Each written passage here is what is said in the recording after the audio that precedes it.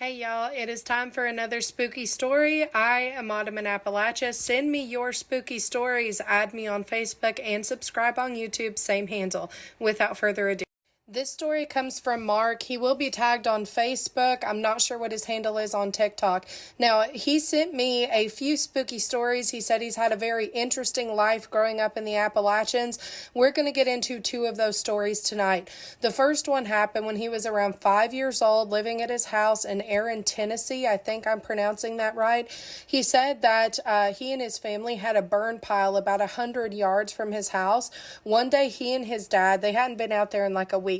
They're taking some trash out there to burn. His dad is carrying the bag of trash, and Mark is walking beside his dad. When they get out there, they see just very suddenly what Mark said he can only think to describe as what looked like a genie coming out of a lamp.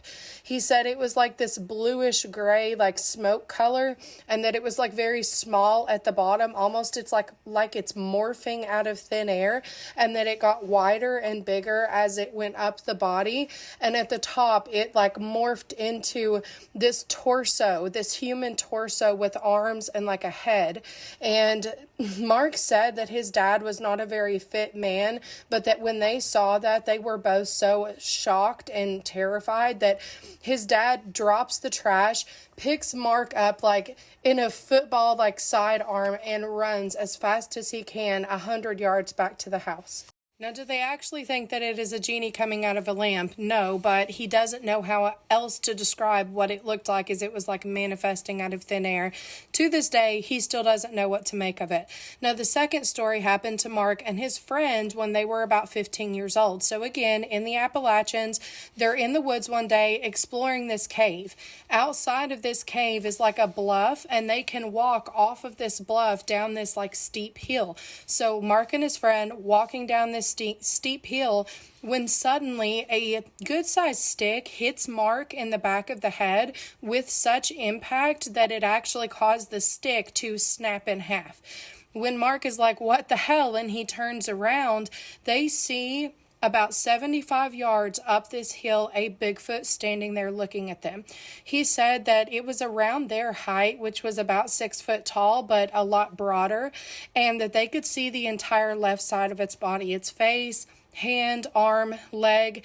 It obviously was the one that threw the stick, and they're braver than me. They decide, after standing there and making eye contact with it for a minute, to try to get a closer look and check things out. So they begin walking up this hill, but it's so steep that every now and then they're having to take their eyes off of the Bigfoot to keep their footing, right?